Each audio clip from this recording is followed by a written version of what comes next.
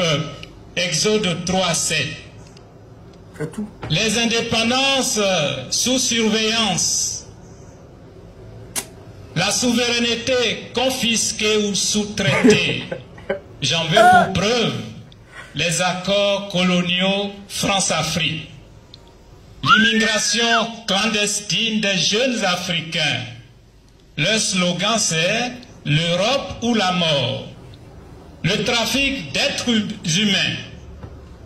Des gouvernants marionnettes sans pouvoir réel de décision, dont la légitimité est parfois importée.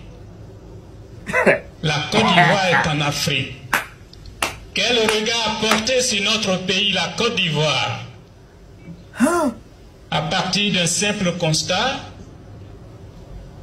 la corruption. Ce que le pape François qualifie de cancer social est généralisé.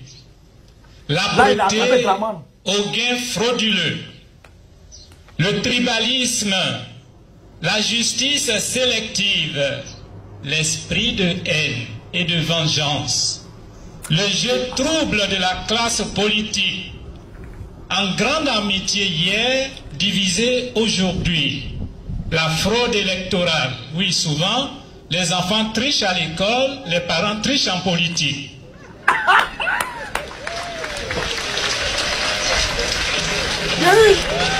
Nous notons l'arrogance, le mensonge, la violence et les crimes. Oui, les crimes, sous toutes les formes, même en mode silencieux. Le développement effectué en morceaux choisis, en reconnaissance aux militants dociles ou en représailles aux localités insoumises.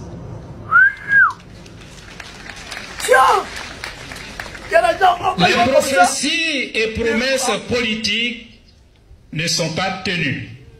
Notre pays, la Côte d'Ivoire, apparaît comme un vaste cimetière de promesses non tenues.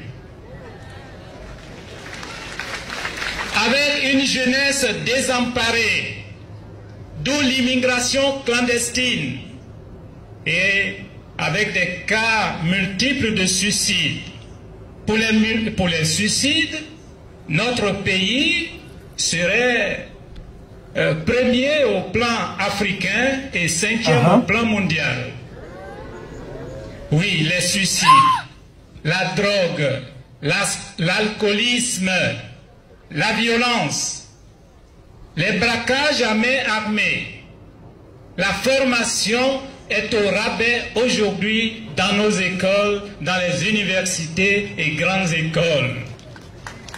Avec une volonté inavouée d'abrutir tout un peuple, de détruire toute une jeunesse. La prostitution est à ciel ouvert, en ville et même dans les zones rurales, minées par l'orpaillage clandestin. Et cet orpaillage est parrainé par des divinités politiques. À qui profite la croissance économique tant chantée en chœur? L'économie ivoirienne serait l'une des plus performantes au monde, dit-on. Quel monde? Le monde réel ou dans le monde invisible? Les populations sont attristées. Nous assistons à une vraie paupérisation des zones rurales, avec les produits agricoles mal rémunérés. L'appel à la paix et à la réconciliation, cet appel n'a jamais été sincère. Parce que la plupart du temps, ceux qui nous parlent de paix se promènent en gilet anti-balles.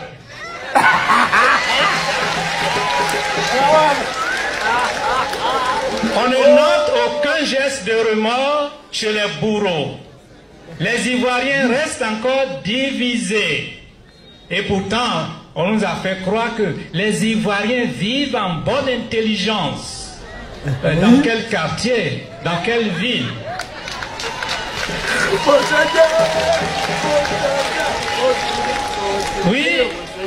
Les Ivoiriens restent encore divisés. Le climat sociopolitique est suffocant. D'où un ministère en charge de la réconciliation. Le peuple est constamment humilié et pris en otage. Nous vivons une démocratie armée. Nous sommes en face d'un certain occultisme politique. Frères et sœurs, l'Église est appelée à être solidaire des peuples opprimés.